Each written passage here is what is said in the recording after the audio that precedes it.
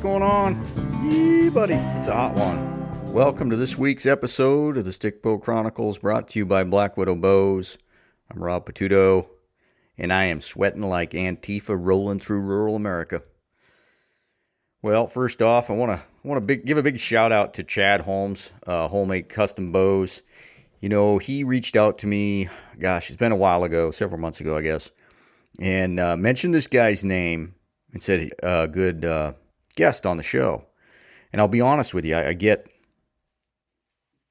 several of those a month. And I feel bad because there's great stories out there. I just can't get to them all. But I followed up on Paul here, and I got to tell you, Paul was he was a fun guy to talk to. You know, it was like running into one of those folks at a picnic. You know, like you don't know anybody around, but you hit that one person, and you got a bunch in common, and before you know it, you've been BSing for 2 hours. Kind of like the way this went. So awesome, thanks, Chad. I think y'all will like this one. Guy's name's Paul Speral. But before we get going, don't touch that fast forward button. Just hang on for a second. For crying out loud, this is free media. Give me a minute. I talked about TBM last week and mentioned, you know, supporting those that support us. This is a small circle that we run in this traditional archery community. It's getting bigger, though. It's definitely getting bigger. But I'm going to take it a step further. I want to talk about the sponsors and, you know, their role in the greater traditional archery community. So each one of them came on board. It's kind of funny. Each one of them's come on differently. Drew and Selway Archery, they were my first sponsors, and it's funny because when I started the show, I was like, "Hey, Drew, can I say you're a sponsor, just to lend a little credibility?" And he's like, "Yeah, no problem." So, you know, they were first on board, and to be honest, I'd been shooting it. You know, there's been a Selway quiver on my bow starting in like 90, probably 94. And then Terry and Barb over at the Footed Shaft. Now, that was funny because Terry reached out to me like a year and a half ago. And he says, "Hey, I love what you do over there. I'd like to talk to you about sponsoring the show." And I actually said no 3 times, I think. And then finally we did a 1 month promo code, I Hunt Close promo code. And he's like, "Yeah, it works, man. I like it." So big thanks to them. They came on board, and I've been here for a year and a half or so. And, you know, then I pursued Blackwidow. You know, I called the guys over there and I talked to them and I said, "Man, I just feel like what we're doing here is a good fit for who Blackwidow is." And honestly, I hadn't shot a Blackwidow bow up to that point, but I knew their reputation. I probably bowed my neck a little bit because my father figure, Pete Weatherford, always told me I was an idiot for not shooting a Blackwidow. So like a father figure, I did the opposite. I didn't shoot a Blackwidow. But, you know, great guys over there, and it proved to be a good move. I think it's a good fit. Okay, bear with me. I'm almost done. Lastly, it was Kifaru International. When Aaron came on board, you know, it was kind of a no-brainer. I needed to upgrade my pack, and I went with Kifaru. You know, not only is it quality product, but honestly, like, look what Aaron and that company has done in the last few years, how much they've given back to the community. So my point is, these 4 sponsors that keep the show going, I appreciate each and every one of them, and they're great companies. But they're not the only ones. It's a great community out there. So when you spend your hard-earned dollars, look and see who gives back, and try to support those that support us. Okay, well, that's 2 inspirational speeches in 2 weeks. I'll lay off. I'll give you a break next week. Anyways, enjoy the show. Paul Speral had fun. He's a great guy. Keep shooting. Keep tagging us on Instagram. Rock on. That's all I got. Roger out. So you're in North Dakota? Yes, Fargo, North Dakota. Nice. Right on the eastern edge on the Minnesota border. I am one long bow shot from Minnesota. Do you hunt Minnesota too? Occasionally, but not recently. I've been, if if I fill a North Dakota tag or feel compelled to hunt deer elsewhere, I've been going to South Dakota. I actually have some really good contacts down there, and it's right next door also. So that's my second go-to. But I have hunted Minnesota and will again. Well, why don't you give us tell us a little bit about Paul and tell us how you got started. Well, I'm a 63-year-old retired bricklayer. I retired 8 years ago when I was 55. It was the best decision I ever made. I absolutely love retirement. The pay is terrible, but the hours are great. I have been shooting a bow since I was probably 6 years old. Started like a lot of guys our age, cutting down a stick, putting a piece of string on it, cutting down another stick and calling that an arrow. And I remember on my 11th birthday, I got a solid fiberglass recurve bow. And since then, I had a short stint in my late teens, early 20s. I shot the early model compound bows. And then in 1982, based on Roger Rothar's first book and something he wrote that will forever stick with me. He was a recurve shooter, and hated to see him go last year, but he said that he uses a recurve bow not because it's cool or traditional, because it was the best tool for the job. And being predominantly a whitetail hunter, I thought, well, that's a pretty good reason. So I started shooting a stick bow again then, and I've never looked back. I've shot recurves for a while, and now I've shot longbows for the last 30 years or so. And that's all I do is shoot stick bows, and I've never gun hunted, and absolutely love bow hunting. This will be my 49th season in North Dakota for deer. Did you grow up right there in North Dakota? Yep. My whole life is spent right. I grew up in a little town of 400 people, about an hour northwest of here, which was perfect for a little kid because there were 2 or 3 yards in town we knew we couldn't go in. But beyond that, most of the neighbors would say when my brother and I were running around with our bows and arrows, the rabbit just ran over around that corner, go get him. And awesome. The very first animal I ever shot with a bow, I was, 11 or 12.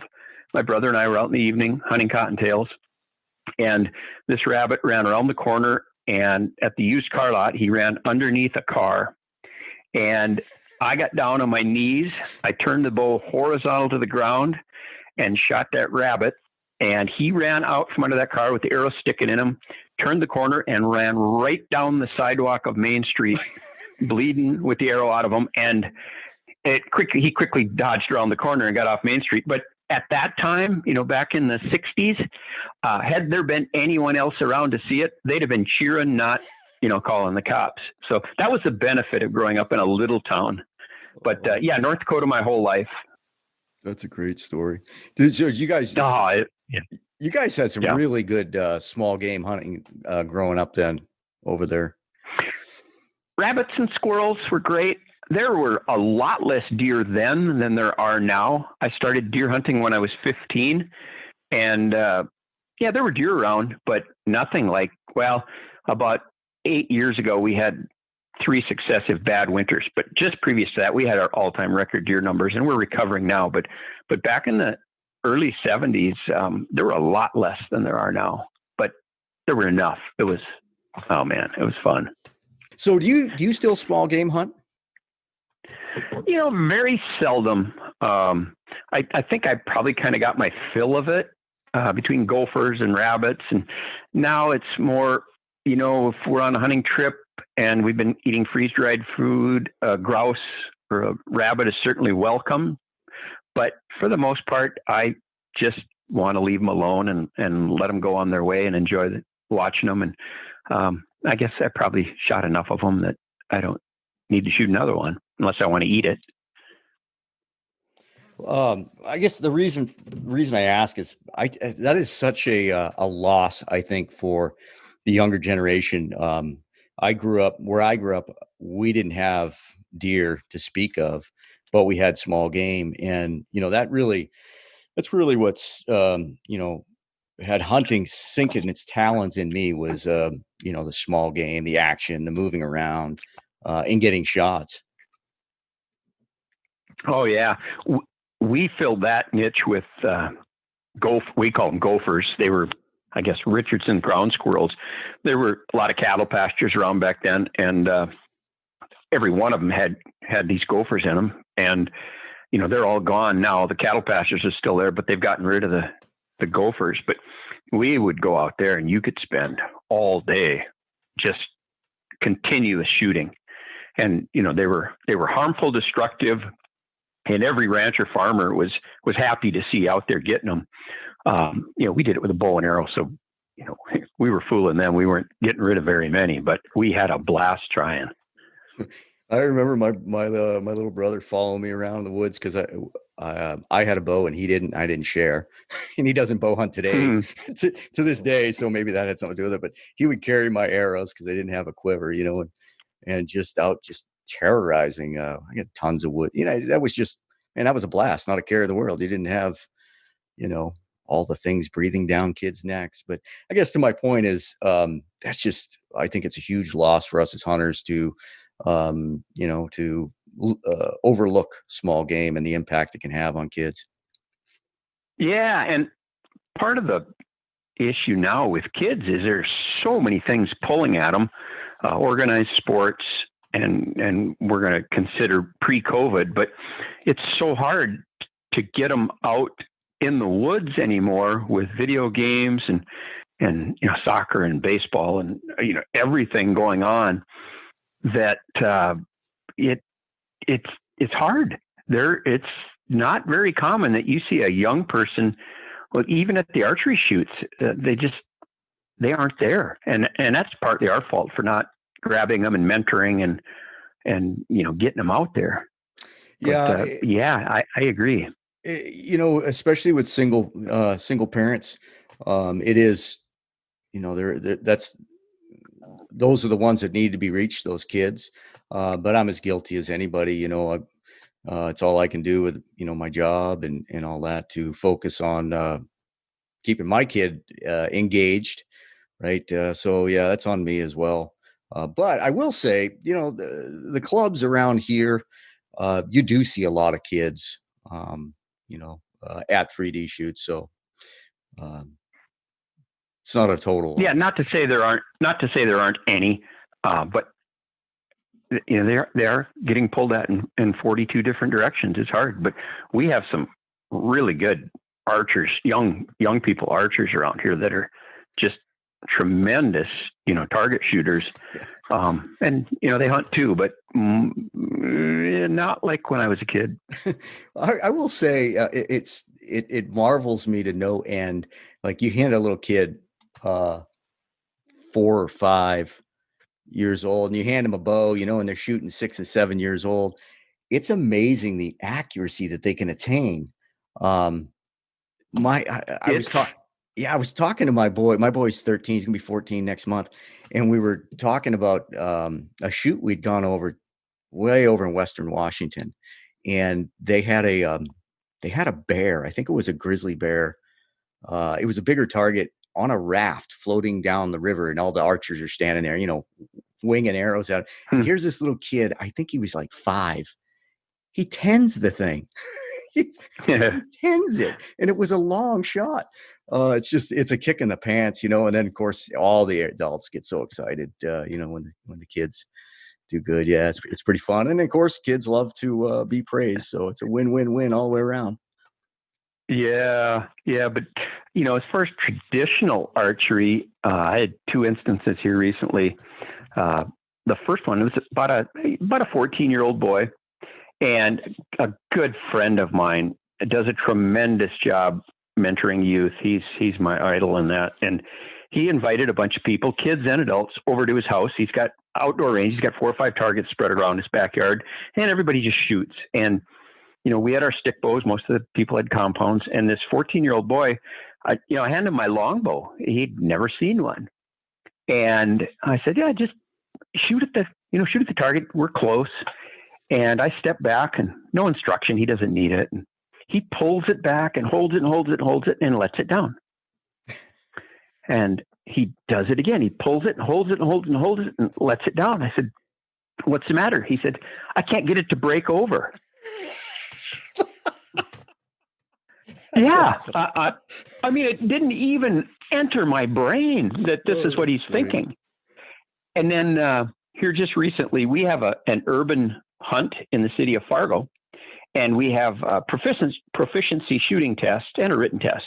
And I helped facilitate that. And there was a guy there. He was probably, I'm going to say 30, maybe 32 years old, shooting the proficiency test. Excellent shot. And it's an easy test. And when he was done, I had my longbow hanging on the wall. And I said, you want to take a few shots with it? He's a 32-year-old man, right? He says, wow. And it's a longbow, of course. And he says, I've never seen a recurve before. He had never seen a stickbow, and he's an archer. Wow. And what does that say about today's archer? It was totally out of the blue. It didn't even dawn on me that somebody wouldn't know what a stickbow was. Yeah, that's and then he took three shots. He took three shots with it from about 10 yards and actually hit the deer target all three times. He had a nice 3-foot group, but he got to experience it anyway. And who knows, down the road, he may pick it up again. So, I swear the local club that I belong to, it used to be almost 200 members strong, and I live in a small town. They've dwindled. People have grown, people grow into other hobbies. Anyways, there was 3 of us that shot stickbows, from, the beginning of this club. And I look at how many people now shoot stickbows at that club, and it's not from beating them over the heads. It's not from, aside from just harmless joking. They just saw the challenge and how much fun we always had. And man, there's a lot of people that shoot stickbows. Now, not everybody hunts with them, but a good number of them do. Just getting it out there. Yeah. Yep. Showing people what they're capable of, and what I'm afraid of. Most people don't want to put forth the effort it takes to become proficient. You can pick up a modern compound, and in a matter of an hour with a little bit of guidance, you can be shooting, a fist-sized group at 20, 30 yards, no problem. And that doesn't happen with a stickbow without a whole bunch of hours of dedicated practice. Yeah. So I think that the time and effort factor for most people will, keep them from trying a stickbow until they've become bored with the ease or simplicity of shooting a compound bow. And there are some of those guys around. I talk to them regularly. I talked to a guy that killed a big whitetail, 150-inch whitetail last year or the year before. And he said he just it didn't thrill him like it should have. And because it was just, pull it back and put the pin on it and shoot it, that the challenge was gone for him. And we talked at length about a stickbow, and he said, yeah, he's mentally ready, but not quite willing to give up all that accuracy. And the advice I give people that talk like that is, well, the first thing you do is get rid of every compound in the house, give it away, sell it, whatever. Because if you have that crutch to fall back on immediately, you will, because it's hard to shoot a stickbow accurately. It takes work. But I said, everybody has a maximum effective range. It may be 4 yards the first year, so then you get to 4 yards. But that's the hardest thing for guys to overcome. And the story I go to on that is I had a tremendous whitetail at 35 yards a couple of years ago, and I didn't shoot. It was out of my range. And somebody said, don't you wish you had a compound so you could shoot it? I said, well, if you've got a compound and a world-class buck steps out at, 120 yards, do you wish you had a muzzle loader? And if you have a muzzle loader and a world-class buck steps out at 250, do you wish you had a rifle? So there's a limit, and you have to know it, and you have to stick to it and accept the fact that that deer was not in my bow range. Yeah, some people aren't willing to accept that. Yeah, and that's a statement. That's a statement I make to anybody that says, they're contemplating shooting a stick bow, moving from a modern bow to a compound bow to a stick bow. I always say, if you can enjoy watching, a big buck, big bull, whatever, big bear, just outside your effective range, and have the wherewithal not to take the shot, then you're ready. I mean, you gotta be able to have fun out there. I mean, yeah, I watched a lot of critters walk, and it's frustrating, but yeah, I got to say that I have a group of friends at the gym. They all shoot compound, and we're going to have a little barbecue here at the house, and I'm going to set a 3D range up in the back there, and I'm not going to tell them because I'm known as a stick bow guy, but I'm going to borrow a compound, and if I beat any one of them, they are never going to hear the end of it.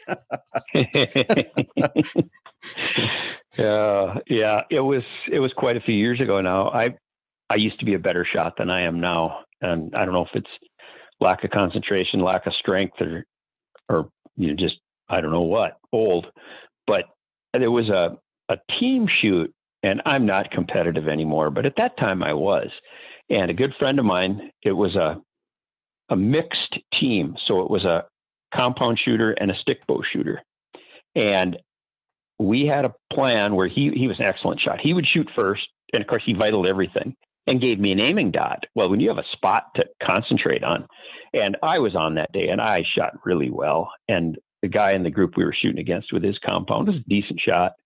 And we finished up, and he was absolutely whining. He says, I can't believe I got beat by a stick bow shooter.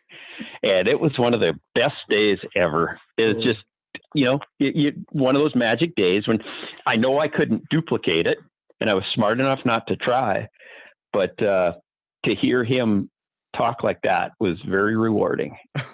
And guys gotta, once you get those things that happen like that, and hopefully he thought, you know what, when the day comes that I'm bored with this and want to shoot a stick bow, I know what's possible. So, there again, when people see it and see what is possible, they're more likely to want to do it. I had a guest on, I don't know when this episode will drop, but a couple weeks ago I had a guest on. It's kind of cool. It was an old friend of mine who I did not realize got pretty famous in the whitetail world, and he's a compound shooter. Now, I got to preface it saying that Idaho has, I believe, the most restrictive equipment rules in the country. So I don't have to deal with a lot of the electronics and all the all the boogery that the rest of the country has to deal with. So anyways, I was talking to him in the podcast, and he knows me as a stick bow guy. I know him as a compound guy. He made the comment that his whitetails and he has so much respect for them, and he hunts so hard for them that he would love to and intends to pick up a stick bow someday when he retires. But at this point, he says, I'm just too concerned about wounding, making a bad shot. And not having the time to put in to get proficient, and to me, it was like, there's proof right there that equipment really doesn't divide us. It's not the dividing line. It's the mindset. Oh, you are so right there. I know a lot of guys that have the right mindset and would totally enjoy hunting with a stick bow for the same thing. They don't have the time to dedicate to it right now, and I truly believe they will someday. And I've shot a stick bow for a long time, and I've had more than one of those guys say, well, I'd shoot a stick bow right now if I could shoot it as well as you do. And I just say, well, spend the next 10,000 arrows with a stick bow, and you'll be there. But again, back to what I said earlier, everybody's got an effective range. Yeah. And to be honest, shooting a deer, elk, moose, bear, whatever, at 7 yards is infinitely more rewarding than shooting it at 25 or 30. being deep inside their, their security zone and pulling it off is the ultimate thrill. It is. I've had the good fortune to be, within that security bubble a few times on critters. Now there's guys that are really good at it and do it consistently, but just stop and think. You've just gotten within range of an animal, that lives, because its senses keeps, cougars and bears and wolves and coyotes or, bobcats, what have you, at bay. So yeah, I mean, it's just amazing, that you can accomplish that and then get an arrow drawn. I mean, oh man. Yeah. Yep. Yeah. And I don't think we can't comprehend. I mean, we basically can't smell. We hear okay. Our eyesight is good and we have color, but we cannot comprehend how tightly, say, a white-tailed deer is tied into its surroundings. It is there 24/7, 365. And in that entire time, it's thinking about something, trying to eat it, kill it. And we can't comprehend what it's like to be wired like that. And then to get inside of that without them knowing you're there is pretty incredible. It happens. It doesn't happen often enough, but when it does happen, it's the best. Yeah. Hey, I got to back up now. You mentioned proficiency test. Now tell me a little bit about that. The city hunt requires it, and it's okay. Everybody that passes the written test, which everybody passes the written test, must shoot this proficiency test. And here are the requirements. It's a full-size Mackenzie 3D target. You have to put 4 out of 5 arrows in the larger vital, what typically is the 8-point scoring zone, the largest part, from, in our test, about 14 yards. So it is not a difficult test. However, this year, everybody passed. We had 47 people apply. All 47 passed. And I believe there were only 2 or maybe 3 arrows that missed the vital. But in years past, we have had shooters fail that test. Really? And yeah, we typically hold it in late June or early July. And I've helped with it for quite a few years, but I always tell them the same thing when they fail. I mean, they're embarrassed for one, but I just tell them, you've got 8 weeks to get ready for the bow season, because we can't stop them from hunting the regular bow season. Mm-hmm. I say you got 8 weeks to prepare. The most egregious failure I ever saw was a gentleman in his probably mid-50s, had some kind of condition. He had a crossbow permit, which is not easy to get in North Dakota, but he had a crossbow permit, and he showed up totally unprepared. His first, I'll call it an arrow, he missed the target completely from 14 yards and stuck it in the back wall. And when he shot, he had one strand of his bowstring broke. Well, there's a lot of tension on a crossbow string. So his second shot, he managed to put it in the vital, but he stuck his thumb above the rail and drew blood.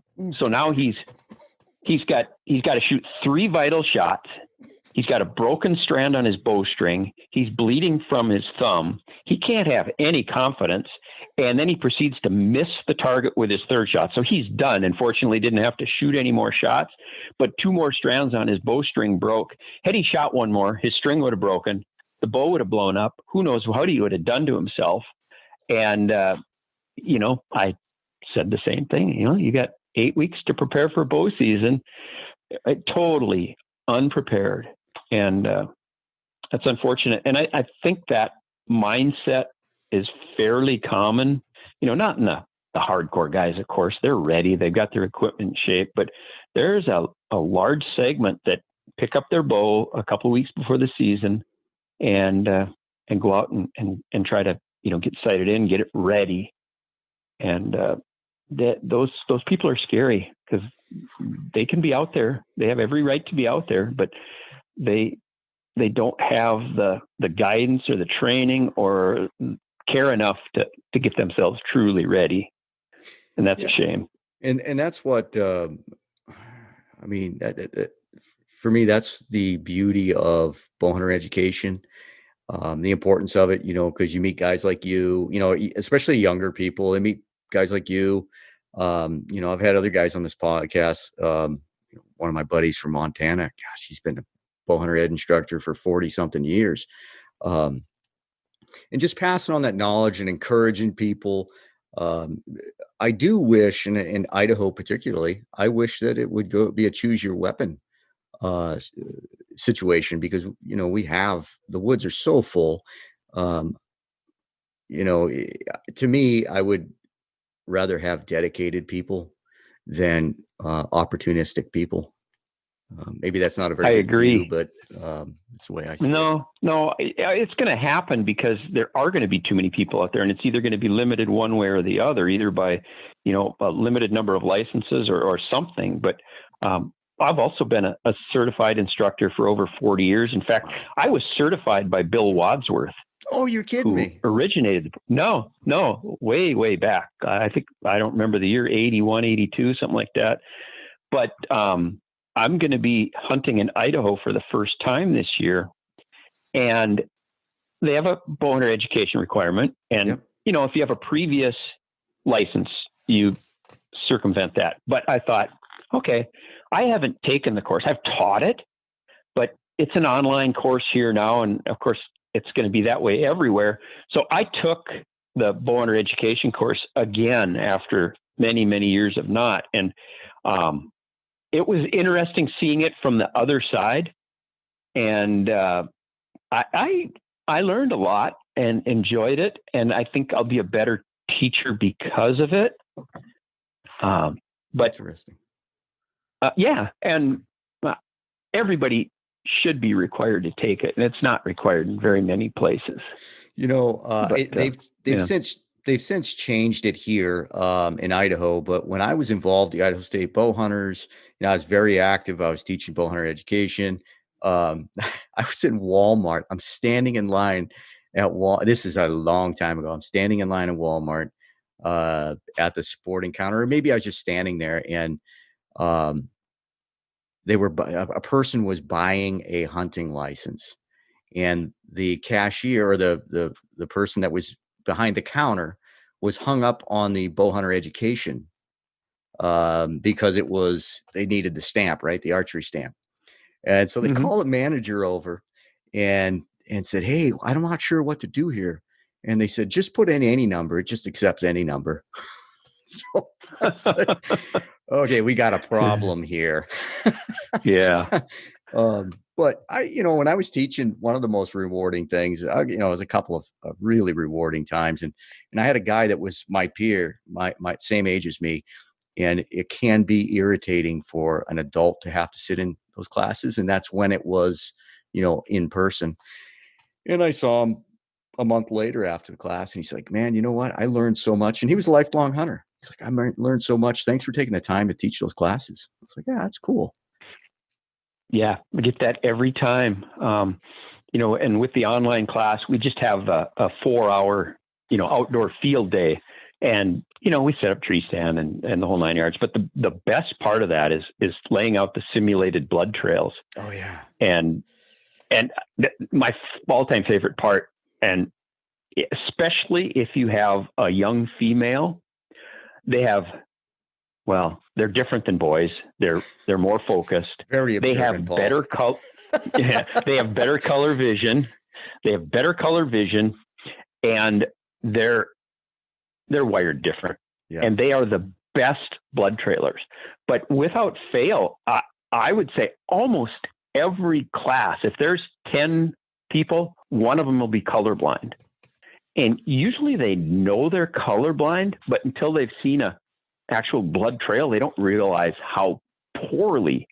I've had people, you could have dumped a gallon of red on the ground and they'd say, "I can see a wet spot, but I don't see anything else." No, and that in itself is yeah. I've had lots of them like that. But if I could have anybody help me blood trail, it would be a young female, sharp eyes, yeah, great mentality about it, and spectacular color vision. Yeah. Yeah, probably way less to get sidetracked than young boys. Oh yeah, Squirrel, one of squirrel. the we have a daughter. She's now 31, and the greatest compliment I think I ever got. She doesn't hunt, but she loves the outdoors, and she would come with me. And her husband here about a year ago said, "I cannot believe how good your daughter is at spotting deer. Like they're driving down the road or whatever, and she can pick them up." And that's just, That's good. That's good that was, training. I felt great about that. You Yeah, know, yeah, yeah. talking She was about too far away to get her to blood trail for me. Yeah. talking about the blood trailing. I've been since the day I started this podcast. I always talk about that being the most difficult skill to acquire for a new hunter, because when the need arises, you have all of the emotion wrapped up, and to be able to suppress the emotions and get the job done is so difficult. So racking those up, and depending on where you live, you might only get that opportunity maybe once a year. That's Mm-hmm. just a huge skill to acquire. So, I always tell people, man, anytime, newer hunters, anytime you can get invited to go blood trail, that's don't ever miss it. I love blood trailing. Oh, me too. And I doubt anybody has followed up on it, but every class I tell them, when we're doing this blood trailing, I said, we practice shooting, we scout, we look, we practice lots of parts of this, but nobody practices blood trailing. Mm-hmm. I've got a pretty good recipe for artificial blood. It's really realistic. If you've got somebody who's been on a lot of blood trails and can lay one out and replicate what deer are capable of doing, you can learn a lot, and nobody practices it. Yeah. So rather than have, nothing better than the real thing, but if you can have somebody with experience, and you can make it challenging too, challenge each other to make it as difficult as you want, but still being realistic. It's a tremendous practicing tool that nobody uses. This year, I not only do I love blood trails, and it's kind of counterintuitive, right? Because we just want to find the animal. We don't have to, go on a 200-yard blood trail because something went wrong, if that's the case. But this year, I had a blood trail on a bear. The minute the arrow impacted, it was another friend of mine shot. The minute the arrow impacted, I was just like, "Oh, this is not going to be good." Not only don't bears don't bleed very good or mat up the blood. It had been raining, oh geez, for days. It wasn't raining at the time, and we're dealing with eyeball and higher brush. So when that bear took off and it's running like it's hit hard, I'm like, oh Jesus, it's gonna be bad. And we found that thing in 100 yards where I had 2 spots of blood. And it's not just the blood, right? It's the looking for dirt that might have been just disturbed a little bit, or, grass that's bent, that type of thing. It's just, just unraveling that mystery is so fun. Yep. We've had the good fortune. We try to make an annual trip late winter to Texas to hunt pigs. Oh yeah. And we met just a wonderful couple. They're grandma and grandpa to us, just about. And 3 of us go down there, and we have the run of their place. It's not huge by Texas standards, but he loves wildlife. They deer hunt, but they don't pick on the pigs too much. So he's always got a good supply of pigs and a beautiful piece of property. And he wants us to, he says, go for it. Whatever you want to do. If you want to kill one, kill one. If you want to kill 10, kill 10. No limits. And just super people. And we've been going down there for about 10 years. And over the course of 10 years, between the 3 of us, I've never kept track, but I'm going to guess we're well over 100 blood trails. Oh, and you talk about experience. And the one guy in our group is worthless, and he admits it. He's got vision problems. He knows it. He's got vision problems. He can be a train wreck, but great guy. So, 3 is the perfect number to blood trail. You put 1 on the last blood, that'd be him. 1 on the just off the side of the trail, and one guy kind of ahead, and that works perfect. And he is forever saying, "I can't believe what you guys can follow." Yeah. And it's tons of experience for one, and we've done it a lot now. And but pigs can be terribly frustrating. They're an incredible animal to bow hunt. They're fantastic to eat. They just live in a very difficult place to do that. I mean, between everything wanting to stick or poke you, and then a few things that want to bite or snap at you, it's a neat environment, and we've gotten it down now that we're pretty conscientious about the shots we take. But even then, you can make a perfect shot on a pig, and it can be a challenging blood trail and difficult find, and those are the most rewarding. But we've learned a ton from that experience because it's so condensed, so consistent, and so rewarding when it works out. But if everybody had that opportunity, boy, we'd have a lot more deer recovered. Not that there's tons lost, but one is too many. Yeah. What's your thoughts on broadheads? Being on that many blood trails, what's your thoughts on broadheads? Well, I'm a huge fixed blade fan. The three of us ago, two of us are stickbow shooters. The third guy, the train wreck, is now he shot a compound up until about 3 years ago, and then he's just got physical difficulty. He's shooting a crossbow now, and the biggest problem he has with his vision is he's seldom, and now with the crossbow it's worse because they go so fast. He can't see where he hits. So we get that that initial information that you need and desire. Where'd you hit it? What was its angle? Which direction? You kind of miss all that. And he typically shoots a small, steep angle fixed blade broadhead. And I'm a believer in bigger is better. He can't shoot a big broadhead out of that fast little thing. I guess he was never an advocate of expandables, so I don't have very, very little experience with those, certainly none on pigs. But a big hole, I don't think 2-blade or 4-blade makes a lot of difference. If it's in the right place, it doesn't matter. But I think an exit hole is huge to get more blood on the ground. And if you're elevated, to get a low exit wound is huge. And, with low poundage stick bows, which more and more of us are shooting as we get older, I think that exit wound is critical. So a fixed 2-blade, very, very sharp broadhead would be my go-to first choice every time.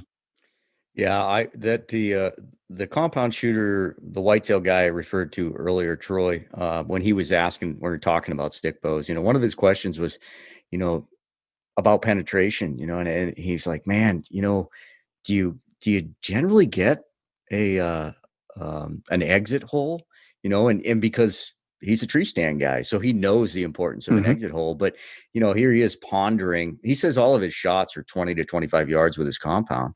And he's like really skeptical. Do you get an exit hole? And I'm like, dude, I don't think I have ever not shot through a deer. I mean, through a deer, like, and yeah, several times through elk. There's probably a misconception, among people like who've never seen a recurve before, the power of a good sharp broadhead and a decent weight arrow. Well, it's the lack of basic understanding of the laws of physics, because there's no magic to it. This most recent proficiency test for the city hunt, 2 young guys, they were probably late 20s, early 30s, shooting compound bows, came up to me afterwards. They knew I was a heavy arrow shooter. I shoot about 50 pounds with a 640 grain arrow. And they were asking some questions, and these 2 guys, which I admired them, boy, they were shooting 710 grain arrows out of a compound bow with extreme forward of center. And I advocate this to my compound shooting friends. Have you ever tried a truly heavy arrow? And they say, you mean like 450 grains? I said, no, like 650 to 700 grains. You'd be astounded. I mean, out of a 65 pound compound, which unfortunately most guys are, I don't know where 70 pounds came from, but so many guys are shooting 70 pounds. Out of a 60, 65 pound compound, a 700 grain arrow, you could ignore shoulder blades, you'd shoot right through both sides. And guys just won't do it. They're so afraid of giving up speed, even if they're whitetail hunters, which is irrelative. I mean, it doesn't matter how fast your arrow's going in whitetail woods, and heavier is just the way to go. I can't believe, and I'm not a huge fan of outdoor shows on TV, but how many compound shooters shooting expandable broadheads failed to get penetration? It's amazing. I bring that up. I've brought it up more than once, and I brought it up to Todd on that podcast. I'm like, same thing. The amount of energy these modern compounds are producing, and when you see somebody shoot a whitetail and they don't get an exit hole, let alone a pass through, it's laughable. To people that shoot stick bows and stuff. It's like, well, that's a lot of wasted energy. And yeah. Yeah.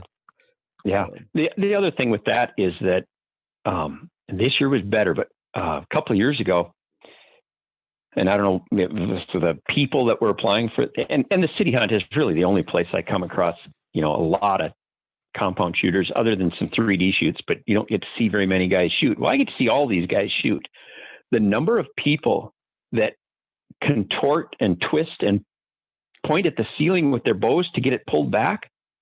And I tell them, I said, whitetails don't let you do that. If you can't sit in a chair and pull your bow straight back without any gymnastics, it's too heavy. Yeah. And you don't need those pounds anyway. But they've been brainwashed by mainstream everything to, fast, flat, heavy. And they're hard to convince otherwise. Real quick, did you move locations because your signal's starting to get pretty weak? You're starting to garble. I haven't moved an inch. Okay, sorry. No worries. Lost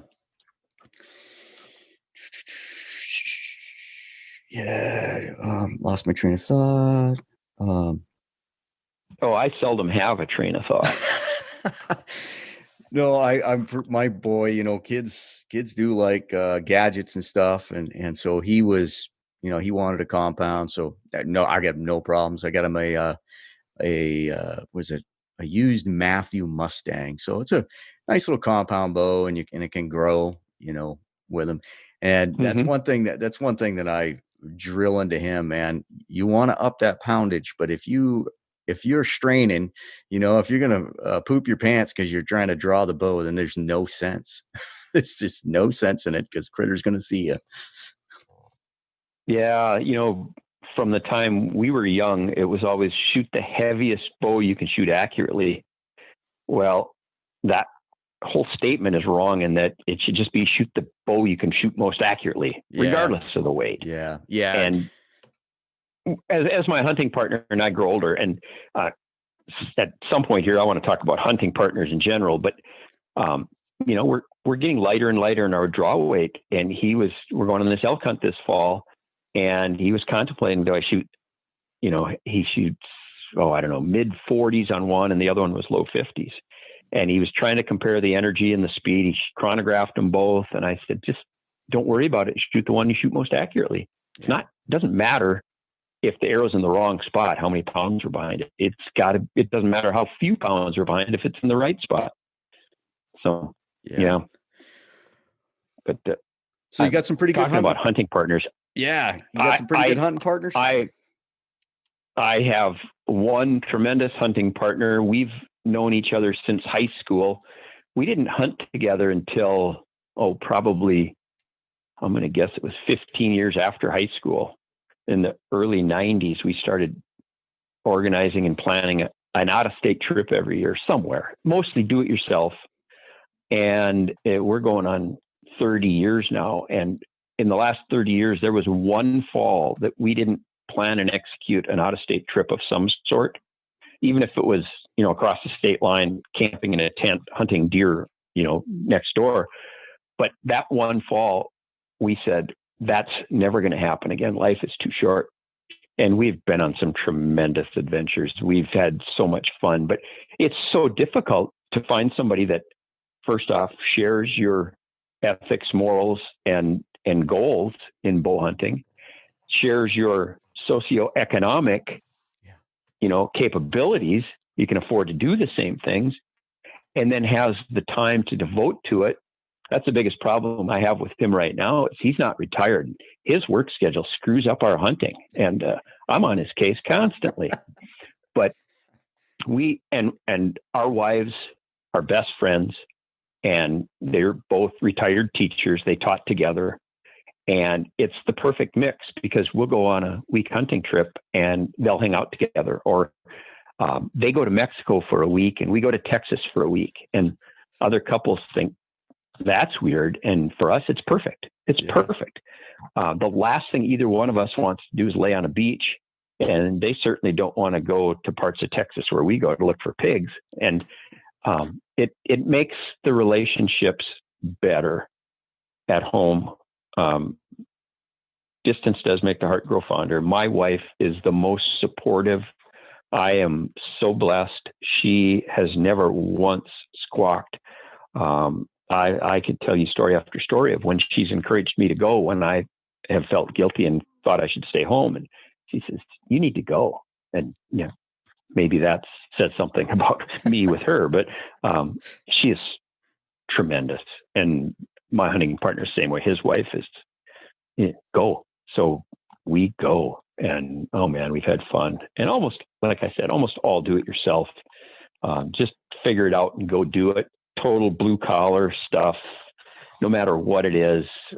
We were fortunate to get to Alaska before the caribou dumped, and we had a couple of really fun Alaska caribou trips that when you tell people what it costs to, do it yourself, they're like, "Man, I could have done that." I said, "Well, you should have done that," because lots of people say, "I'm going to do that someday," and they don't. Yeah. And that can be nothing but regrets. And there's very few things that I've wanted to do that I didn't figure out a way to do, whether it's, working every weekend during the summer when I was a bricklayer. You could always find side jobs. And now I do taxidermy for fun and profit to pay for my hunting habit. And there's a way to do it if you really want to do it. Well, I've got to say, first off, I meant to mention at the beginning, you're a retired bricklayer, easy for me to say. And my hat's off to you because, man, you earned your retirement there. That's not an easy trade by any stretch of the imagination. Oh man, I figured if I didn't get out when I was 55, if I stayed in till I was 62, there would be very little I would be able to do because you break down so fast after a certain age, and I could feel it. My body was starting to give out, and I have absolutely no regrets. I quit when I couldn't afford it, and I said to myself, I can always go back to work, but I can never, retire early again. And I retired early, and I've never regretted it. It's way easier to spend less than earn more, but time is limited. We don't know when the final buzzer is going to go off, and it's a precious gift. So I no regrets. Yeah. Well, speaking of hunting partners, I am fortunate as well. And as your priorities change through life, and you start to look back on some of the adventures you've had, and I'm blessed to have had a hunting partner that, we've been banging away, and doing crazy, stupid, trips. And I say that, tongue in cheek, but because I always come up with ideas like, hey, well, let's try this. I'm all about the adventure, right? He's all in all the time. Mm-hmm. So you get to look back at it and go, man, I'm sure glad that now we can sit around the campfire and talk about things we've done, in years past. But you said something right off the bat that I think is super important for young people. And I wrote, gosh, in the early, it was probably 2000 and 2001, something like that. I wrote a little piece in Traditional Bowhunter magazine called, something like Know the Herd You Run With, or The Herd You Run With. Knowing somebody else's ethics. And again, this is especially important for young people, because you get it put into that peer pressure situation. There was in the story, I talk about killing 2 bulls opening day. We're 3 miles downhill from a closed gate. It's epic. It's going to be 85, 90 degrees. We're in a bad situation here. We get the elk packed out, and when we do, my buddy mentions, well, I have a key for that gate. And because he worked for the Forest Service. Well, he said it joking, right? But there's no pressure. He's like, I got it. But the thought never occurs to us that, you're not going to break the law. I mean, that's just, I know he's not going to, and he knows I'm not going to. But put in that situation with somebody you don't know, and all of a sudden you're like, well, yeah, maybe we should.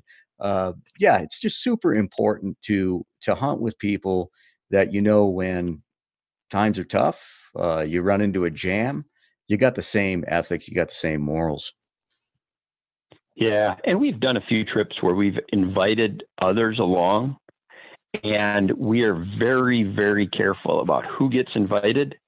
And there's probably only been 1 or 2 times when we've regretted the person that's come along, and they just don't get invited again.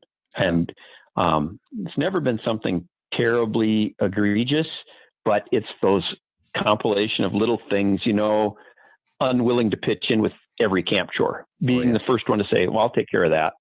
Shirkers, people that, try to avoid everything, they're not welcome. But mostly it's the ethic and conviction. And like you said, when it gets tough, they dig right in. There's no question that we're going to do this. So it's so true. I try to instill that. You got to have the right guys. Yeah, I try to instill that in my son, when he comes up to bear camp. Do the dishes, do more than the next guy. That's kind of the mindset I try to train in him. You want the next guy to like, wow, that guy's doing everything. Well, if everybody works like that, then things get done, and you can. But let's talk about hunting, Paul. It wasn't it's almost here. It's almost here. Yeah, this we've kind of hit it off here. We're on the same page here. This wasn't how I was going to start the podcast, but let's talk a little bit about hunting. Love it. In fact, just the other day, I made a little spotting scope scouting trip for whitetails locally here, and my wife said, "You spend 5 months of the year getting ready to go hunting." And I said, "Really? I don't think so. I think I spend 12 months of the year getting ready to go hunting." It never stops. It's a lifestyle. It doesn't stop. So let's talk about hunting. Yeah. Yeah. So I gather whitetails your main objective. Do you just hunt in North Dakota, or do you hunt any other states for whitetail? I hunt consistently North Dakota and South Dakota.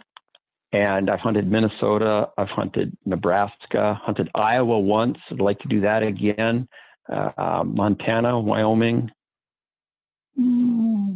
That's covers it for whitetails. But I would absolutely, if I could only hunt one animal the rest of my life, it would be whitetails. Yeah, absolutely. Yeah. But I love everything we decide to take a crack at. How many tags do you get? It's all fun. How many tags do you get there in North Dakota? 1. Yeah, boy. 1. I know the feeling. Yeah, man, I'm struggling this year. Yeah, we had the glory years there when our deer numbers were up. We could get a couple extra doe tags, and man, that was great because you get tons more experience. But now you have 1 tag, and we treasure it. And the perfect bow season is filling that tag on the last hour of the last day. But that doesn't happen. But, it's a constant worry that, man, if I shoot a deer too early, I'm done here. But, I'm willing to go elsewhere. But there's still nothing like hunting around home. Yeah. I really enjoy it. Yeah, same boat here. One tag. I don't know how long your season is, but my tag will be good starting October or August 31st, and December 14th would be the end of the season. I'm just scared to death. I'm going to see a mule deer buck while I'm elk hunting because I'm not going to hold back. But then I'm Yeah, done. yeah, you take them when you can get them. But we're in the same boat. Our season starts around the 1st of September and ends the first week of January. So we have lots of time, but that's lots of time if you filled your tag that you can't be hunting. Not that you can't be out in the woods, but you can't be hunting. Oh, I know it. Yeah. What other species you like hunting? Besides I all of them, love that's a to hunt loaded pigs. question. Well, yeah, all of them. Pigs are probably my second choice. They're just made for bow hunting. They're a blast to spot and stalk. I love spot and stalking pigs. To me, I've hunted black bears a fair amount, and to me, a feral hog is a more dangerous animal. So I can't truly say I've hunted dangerous game other than pigs. A big boar hog on the ground at 10 yards is a scary animal. But we've hunted elk not very well. We've had limited success. They're hard, but oh man, the mountains. I live in the flattest place on earth, so the mountains are just intoxicating. We love going there, and we still can, even at our age. Gary's 61, I'm 63, and we tell ourselves, we can't get up and down the mountains like we used to, but most 90% of the guys our age can't do it at all. Yeah. So we still try to elk hunt wherever, whenever we can. Hunted antelope are a blast. We always said that we'll hunt antelope when we're old. We don't consider ourselves old yet, but we try to antelope hunt.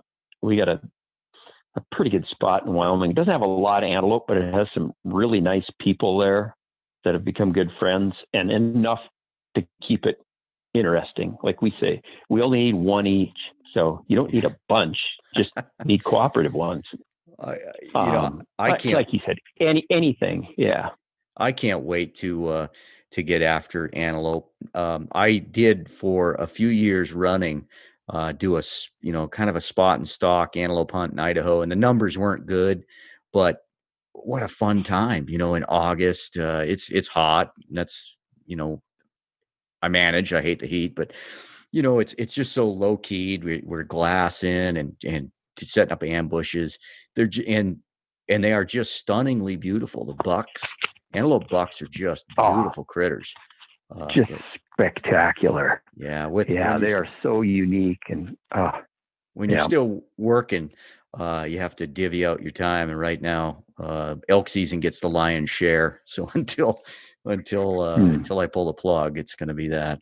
Yeah, I don't blame you for that. I hunted whitetails religiously, my whole life. But when I had a full-time job, I just remember when I retired, the difference was that when I was working, hunting weekends, an occasional evening early in the season, but basically weekends, and you'd hunt the weekend, and by Sunday evening, you're thinking, okay, I made some adjustments. And then the next week, you got to start all over again because things have changed. And our fall progresses pretty darn fast up here. We might be 95 degrees on opening day and 25 below zero on closing day. So there's a lot of change going on. And it was just about impossible to keep up with the progression of whitetails. You'd try to make a chess move, jump ahead. And by the time you adjusted, the weekend is over and you're back to work for a week, and there you go. So it's so much different now. It's obviously so much better. But I've learned a ton in the years since I've been retired about how deer adjust and change. When I used to see it in fragments of, 7-day periods, now I can follow it a little more closely. And it's extremely interesting. Well, what kind of equipment are you shooting now? I shoot Chad Holm longbow. Okay. Well, that's how the connection is. Yep. He made a huge mistake calling them homemade bows, because when I tell somebody I shoot a homemade bow, the first thing they say is, "Oh, you made that yourself?" So I've told Chad repeatedly, you got to change the name of your company. But I've been shooting his bows for a number of years. But I got several others. Tim Finley, Coda Bows, is a good friend of mine. I've known Tim for 40 years. He makes a beautiful piece of equipment. But yeah, I'm shooting a longbow around 50 pounds. I've dropped 10 pounds in the last 20 years on my bow, not my body, unfortunately. You teed that up for me. I was going to go for that. Yeah. I shoot a heavy carbon arrow around 640 grains. I shoot mostly a 2-blade single bevel broadhead, extreme FOC. I try to keep all my shots. I call 20 yards my maximum effective range, but I prefer 13. Mm-hmm. Elk, I'll stretch it to 25. But if you gave me a deer at 5 yards, I'd prefer it to 13, which I would prefer to 20. So I tell people closer is better, and there's no such thing as too close. So yeah, that's about what I use for equipment. Whitetails mostly for tree stands, but I've killed whitetails from ground blinds, both pop-up and stick blinds. I've killed them from a pit blind. I've done spot and stalk. I've done sneak hunting. Pretty much every way you can try to kill a critter, I've done it with whitetails, mostly because that's mostly what I've hunted. But I'm not a great spot and stalker, but I thoroughly enjoy it. Yeah. That's where the pigs are such a thrill, because oh my gosh, pigs! I don't get to hunt them very much. I think I've gone maybe 3 times. Yeah, I've gone 3 times in my life, and I've killed 1 pig. They're just so much fun. And in part, being out west and being an elk guy, it's such a monumental undertaking, right? When you go hunting, it's like you got to be ready to pack some serious weight out of the woods, when you punch a tag. And it's just so relaxing. It's kind of like, I like antelope hunting. It's just kicking back and having fun and roaming around. Yeah. My first exposure to pigs, I had a good friend of mine who was living in Florida at the time, worked on a cattle ranch, which I never even knew there were cattle in Florida, but this was a pretty substantial ranching outfit. He invited me down, and I went down there alone, and I will forever, my hunting partner is Gary. I think I mentioned that, but Gary had to take his young family to Disney in California, Disneyland. And I went to Florida. He couldn't come along. And my friend down there was the manager on this section of the ranch. I was limited to the 100,000 acres that he managed. I had a place to stay. I had a buggy to drive around. There was no place on the ranch I couldn't go. And I'm not sure these pigs had ever been hunted. And I figured in the course of the week I was down there, I laid eyeballs on 250 hogs if I saw one. Oh, geez. It was like going to another planet. I'd never seen a pig. I'd never seen an alligator. I'd never seen a water moccasin. I don't ever need to see another one. It was like I was on Mars. Yeah. And the same thing, the run of the place, just shoot pigs to your heart's content. Well, I did. And I got a ton of experience. It is almost embarrassing how many pigs I got to shoot. And we made use of them, got really good at butchering fast. It was a pretty poor area of Central Florida, and we donated a bunch of meat. I brought a bunch home, and it was just a great exposure. And then shortly after that, I got home and I told this to Gary, and, he loved being with his family at Disney, but he would have much rather, if you asked him, been pig hunting. And my buddy changed jobs and moved up to South Carolina, and that opportunity went away. Well, that was rude of him. Yeah, I know it. But we have, and that was probably 20 years ago now. But we've been hunting pigs in Texas pretty consistently for the last 10. Totally different. The animals, the Florida pigs were fat. Texas pigs are not fat. They're pretty lean, mean. They get by on a lot less. But same animal as far as hunting them. They're just made for bow hunting. They're a fantastic quarry. They're a kick. You can get a ton of experience in a short amount of time. Well, The first pig hunt I went on was a Texas piggin gig with the Wenzel. Oh, with the Wenzels? Yeah, yeah. So, I just love seeing new, country and exploring. And so that's a big part of it for me. Haven't never been in Texas, I was just, I was in awe by it. And I ended up killing a little pig the first day. I think it was the first day.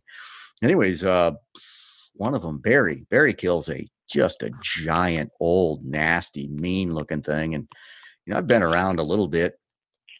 So now I kind of understand what they look like and how scary they are. It was towards the end of the trip. I was stalking through some really heavy cover, and it was easy stalking because it was like some kind of tree, and it wasn't a lot of underbrush. So I was just moving down a game trail, just super quiet, and I heard the lowest, scariest growl I had ever heard. At that point in my life, I know and that sound. I was apologizing profusely as I was backing out of that. I never saw the pig, but oh man, I'm sorry for waking you up, sir. I'm leaving now. I never did see that pig, man. I was out of there.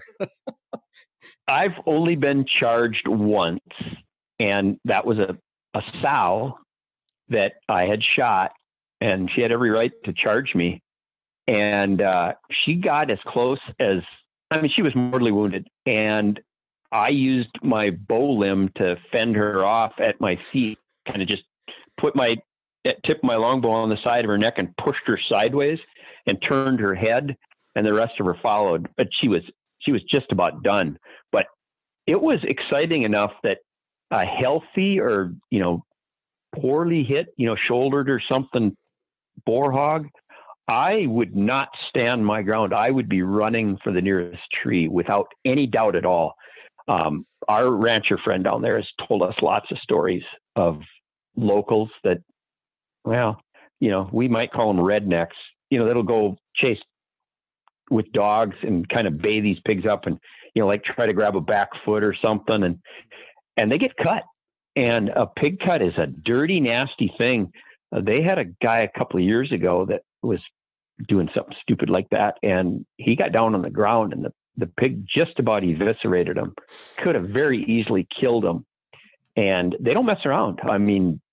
Pigs they fight all the time. Yeah. If you've had a chance to hear a couple of boars really going at it, it is incredible the noise they can make. And they're not playing for fun. They use those teeth for a reason, and they have that armor plating for a very good reason.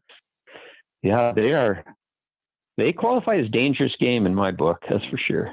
When I was on down the mouth of, I don't know, some river in Georgia a few years ago, hunting with a group from Professional Boner Society, and they had gone in and I guess the DNR, whoever goes in and shoots them with a helicopter once in a while. So I had just come across some skeletons, they're all bleached out skulls. And I pulled the cutters out of one of those big boars, and the sharpness is mind-boggling. How sharp those cutters are. Man, I can't imagine. They know how to use them. Yeah, I can't imagine, 300-400 pounds of muscle behind them. That just flat wreck your day. Oh yeah, and they come in slashing their heads side to side to take advantage of that edge. And oh man, I've seen lots of pigs running around with gaping wounds on their shoulders and back, neck, even head. That they just came from a fight. That's not unusual. They're a neat animal. Good times. So tell me about your most memorable hunt. And tell me about the best whitetail you ever shot. Not necessarily the same stories, maybe. No, yes and no. My most memorable hunt, I was 15 years old. It's my first bow season. I could still take you and get you within a few feet of the spot. My older brother, who mentored me, and I were hunting, and we didn't know what we were doing. It was 1972. And we probably read it in a magazine somewhere. We were hunting a wooded ravine, big draw, and he was sneaking along the top edge. I was sneaking along the bottom edge. no idea if we were staying even with each other. I mean, we were teenagers. Who knows? We could have been a quarter mile apart. And 2 deer stood up above me on the hillside. They were already bedded in the brush, and they were looking uphill. So obviously they heard, smelled, or saw my brother. And they stood up out of their beds, looked uphill, and it was about 20 yards. I was shooting a Ben Pearson 45-pound recurve. I would say on a good day, I would hit the inside of a barn wall if I were standing in there. But that was before I knew what I was doing. But that was a beautiful whitetail doe. And I shot, and I somehow managed to hit it. And then I managed to do a couple things right. I went up and I marked the spot with the sweatshirt I was wearing. I hung it up in the tree, and I backed out, went away from where it went and found my brother. We came back, and it only took us about 20 minutes to find where I had hung my sweatshirt to mark the spot. And then we followed an epic blood trail to this dead doe. I double lunged her. Nice. And it was an incredible feeling, because that was back in the day when, if you met another bow hunter, one of the first questions you'd ask is, have you ever gotten one? Because most guys had never gotten a deer with their bow. Yeah. And this was September 9th, 1972. It was the second weekend of bow season. So I had a total of 9 days bow hunting experience, of which I had hunted probably 2 of them. And I killed my first deer. And I will forever remember that. And it took my brother 5 more years before he killed his first deer with a bow. And firsts are always significant. And this was, I mean, it started me off on this path that I think I'd have been on anyway, but that was a great way to start it. And I tell everybody, again, this is my 49th bow season. I'm just as excited for opening day now as I was then. And I would still get just as excited shooting a doe now as I did then. I don't shoot the first doe that comes by, because I don't want the season to be over that fast. But to the second part, the best whitetail, that is so hard. Most guys would say, well, the biggest antlered one, but that's not really fair to a lot of other deer. One great buck I killed would have been in 2012, which was the year I retired.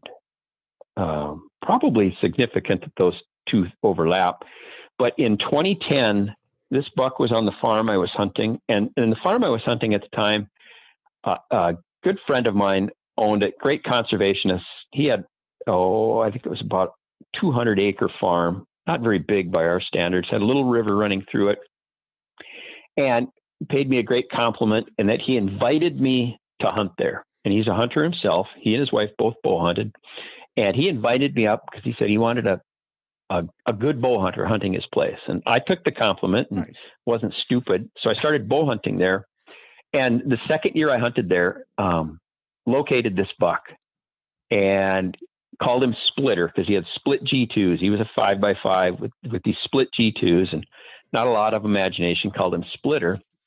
And pretty impressive deer. And I had him in bow range 5 times that year. I finally had him come right through, and I took the shot, and it was probably 10, 11 yards, fairly high tree stand for me.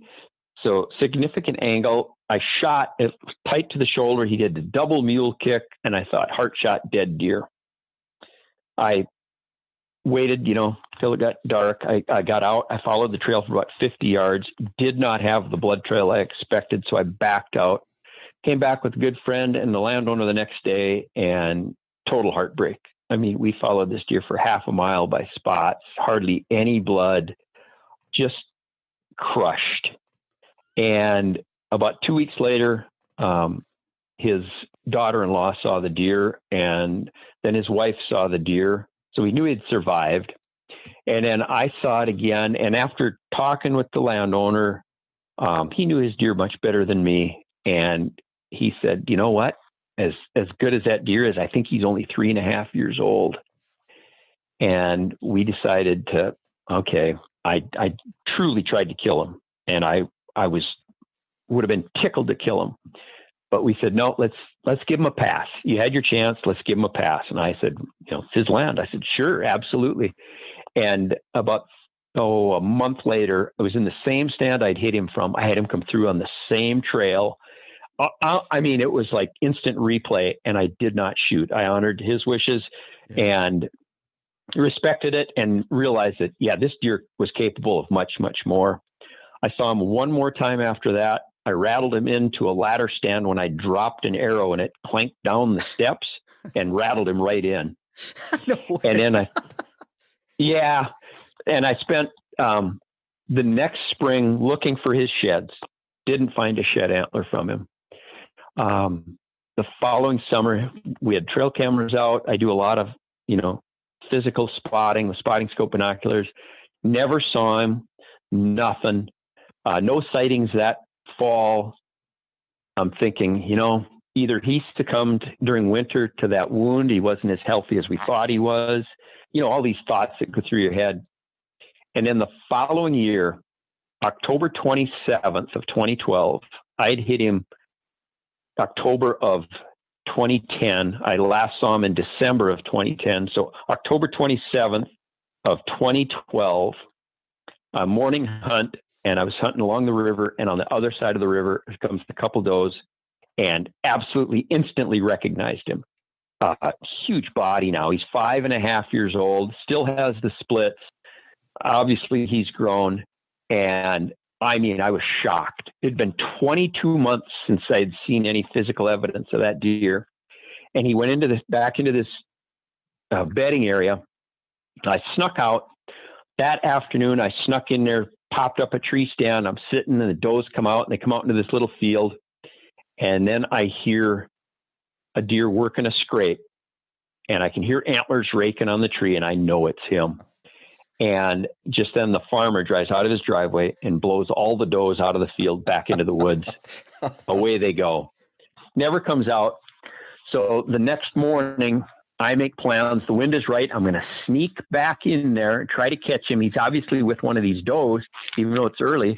So now it's October 28th. We had about 2 inches of snow that night, preceded by a little freezing, mushy, rainy crap. So it's just crunchy. But I get out to the farm and I stop on the road to check the wind, and it had switched from what was forecast. And I thought, well, I don't want to screw this up. This is a great deer. I go as far as I can to the opposite end of the farm, about 3/4 miles away. I sneak into this stand in the dark. I get up in the stand, and it gets daylight, and it's obvious there's a doe coming into heat. It's October 28th. There are 5 different bucks in this little patch of woods I'm in. And about an hour after sunrise, here comes Splitter following this doe. And he's about 100 yards away. And I'm thinking, I'm in the same piece of woods as this deer without a plan, right? It just happened. I was fortunate. And I saw him once again. He popped up, and then he dropped back down into this little piece of cover. And then another hour later, here comes the doe across the pasture, and about 50 yards behind, here's Splitter. Well, she comes, hops the fence into the, right by my tree stand, and she crosses out in front of me, and she's heading towards my downwind side. I get my feet situated because I know he's going to follow her. And she starts circling behind me, and she can't smell me, but she's starting to get a little nervous. Well, when she started circling, he cut diagonally behind me to my left. I'm right-handed. So if you can imagine this, I'm set up to shoot in front. I don't dare move my feet because this frozen, crappy, crunchy snow rain, I can't move my feet. And he's going behind me, and I twist as hard as I can back to my left. And he comes, it's just a tremendous whitetail. He was so pretty. Just, how the muscles roll as they walk. I'll never forget it. And he gets behind me, and he stops at 9 yards, and I'm twisted as far as I can. And there is no way I got to my complete full draw the way I was twisted up. And I shot. And my first reaction was there was too much arrow sticking out of him. And I thought, I shoulder bladed him. This can't be happening. And I see him run off, gets out of sight. And I replay this over and over in my head. And I'm thinking, no, that arrow wasn't flopping around. It was solid. It must have hit the off shoulder. And you can imagine the dialogue. Everybody's experienced it going on in your head. What did I really see? What did adrenaline, mess me up with? And I tell myself, I'm going to stay here for 1 hour. And I made it 56 minutes, which I thought was a huge accomplishment. And we had 2 inches of fresh snow, but there had been these, 5 or 6 bucks with a number of does in this woods all night, and there were tracks everywhere. But he was running hard for the first 60, 75 yards. I found 2 pinpricks of blood. And then his tracks got messed up with some others. And at about 100 yards, here's my arrow standing up against a tree like you just placed it there. Oh, no. And at that point, I'm thinking, it worked its way out. I shoulder bladed him. And I took 2 steps, and there he was stretched out. He'd gone 125 yards, perfect double lung shot. I had hit the off shoulder. The arrow had kind of bounced back and worked its way out. And all that heartache and worry and everything, he was absolutely gorgeous.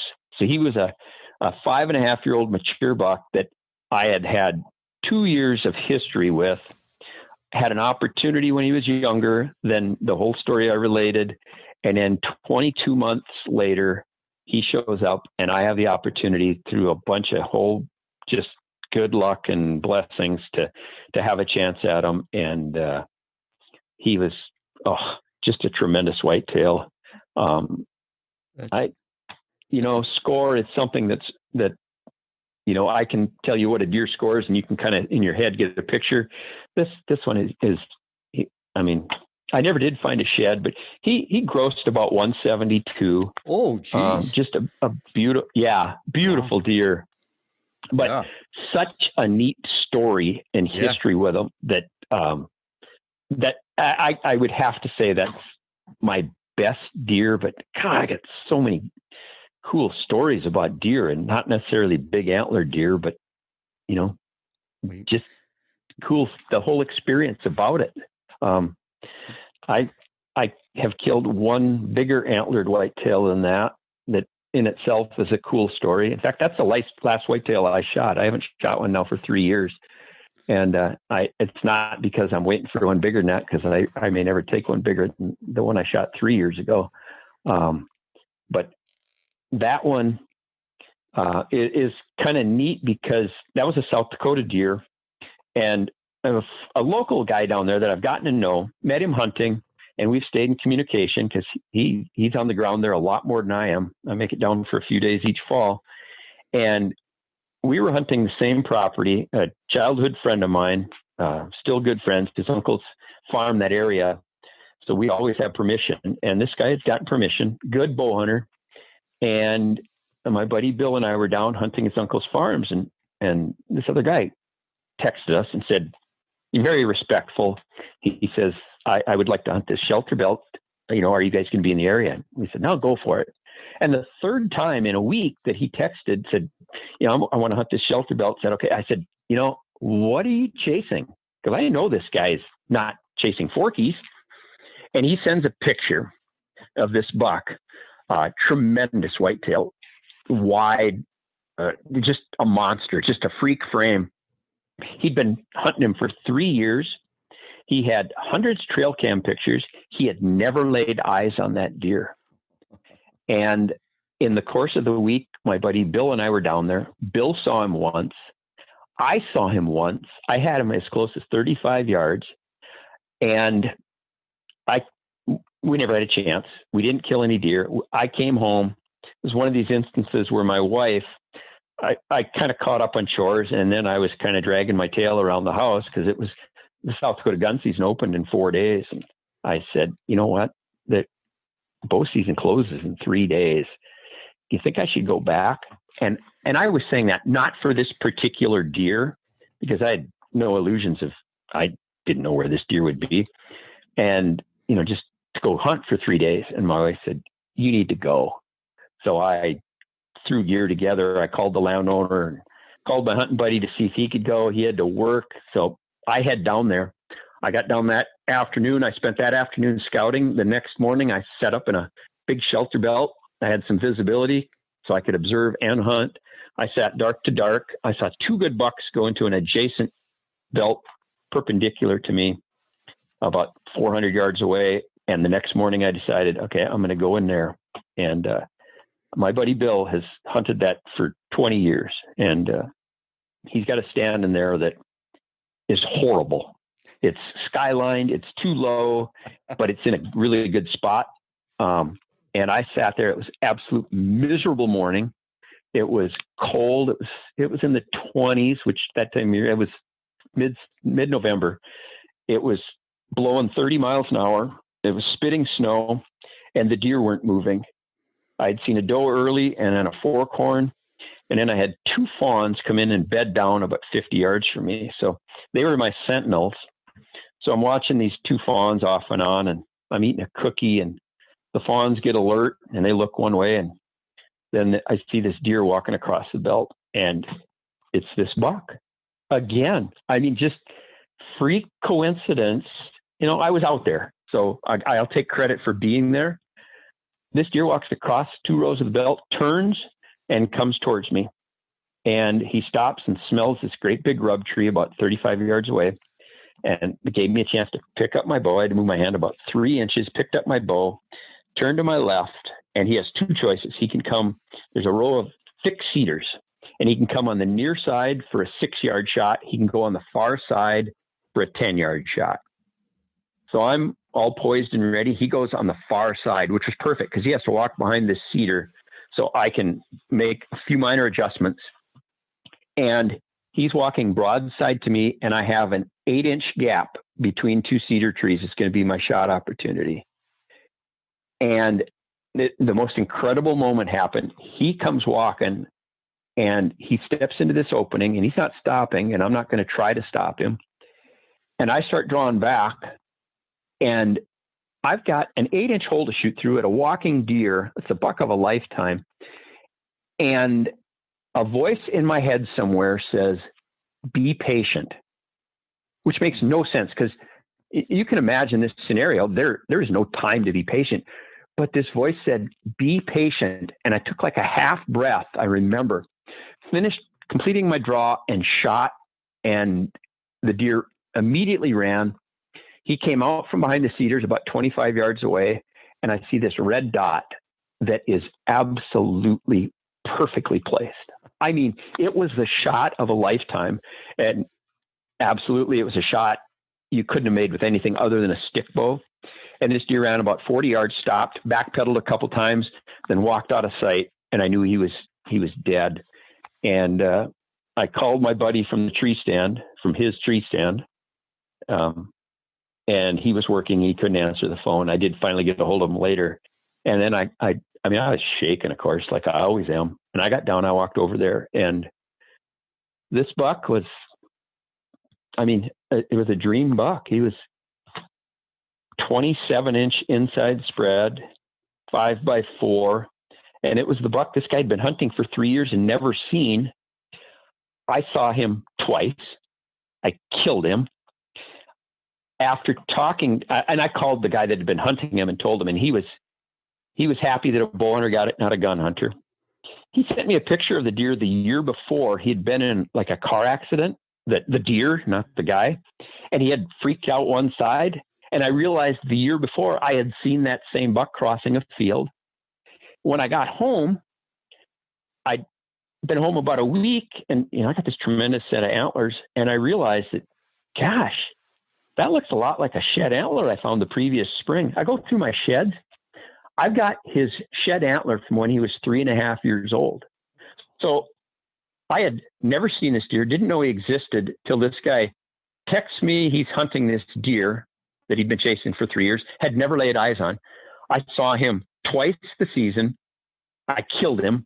I had his shed, and I had seen him the year before. And I spent probably 1/100th of the time there that this other guy had. And it makes no sense that I should be blessed with an animal like that. And he was over 180-inch typical whitetail. It was just crazy. Jimmy, you got me all fired up, man. Oh, I'm fired up. I mean, but if you hunt long enough, stuff like that's going to happen. The most incredible thing about that deer, though, was that breath in between when the voice in the back of my head, which had no business talking to me, said, be patient in that situation. And it made all the difference. And I can't explain where that came from or why it happened. I want to think maybe it's 40 some years of accumulated experience, but you don't get accumulated experience with deer that big. But I think what it shows is that every deer, no matter how big, teaches you something and requires the same amount of concentration and attention, no matter what. And I think that's the huge lesson I gained out of that.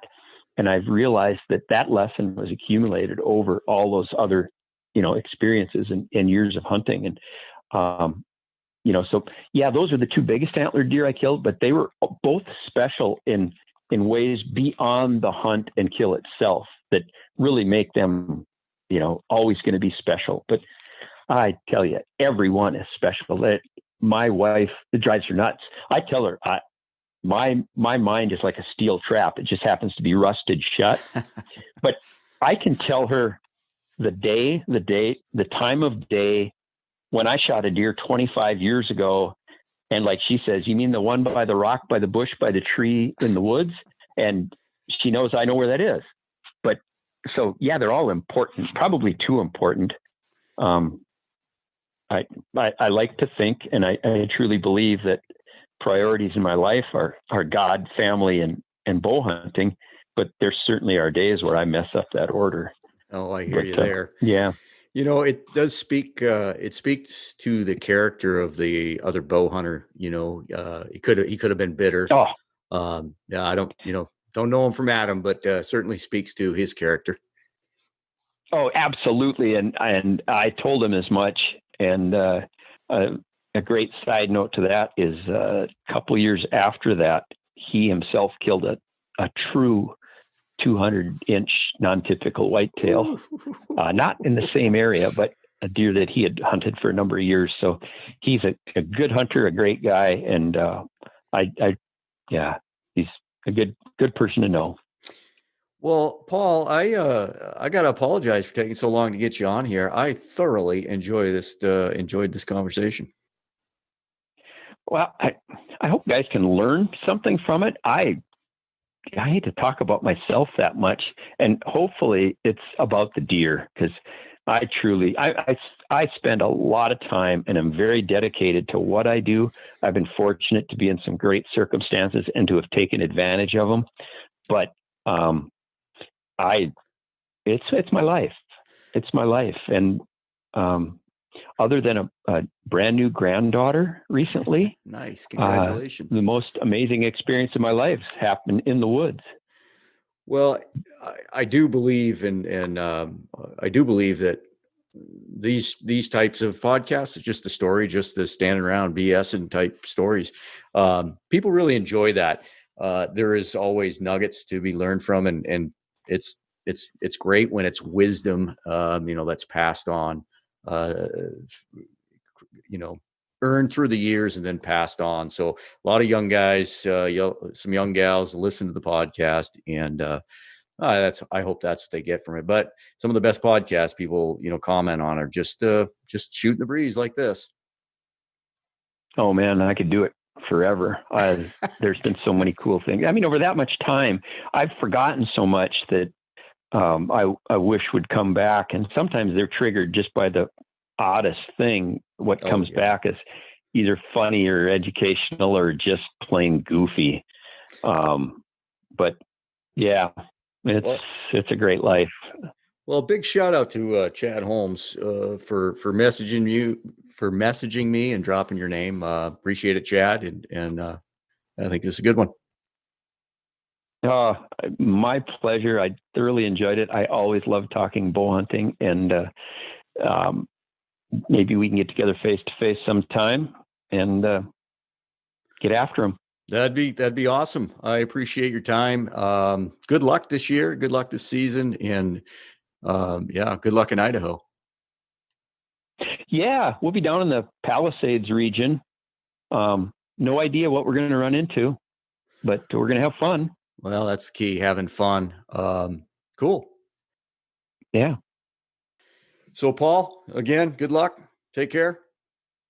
Thank you. Have a great fall.